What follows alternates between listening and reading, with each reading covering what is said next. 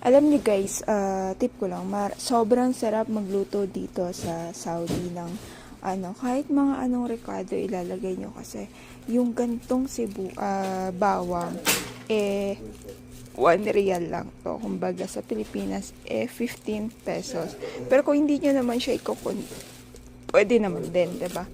Pero ang ganda na. Isipin mo yung isang ganto, marami ka nang maluluto dito guys, 'di ba?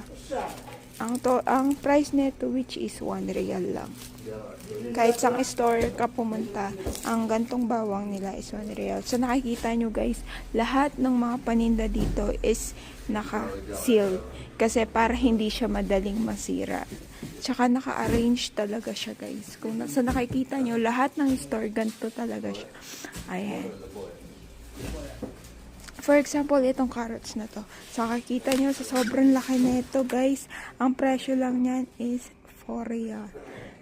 Itong patola na to. Yes, guys. Patola po ito. Ako nakikita nyo para siyang kalabasa. Pero patola po yan, guys. Sa halagang 3 real. At itong pipino na to, guys, na ganito karami is 4 real.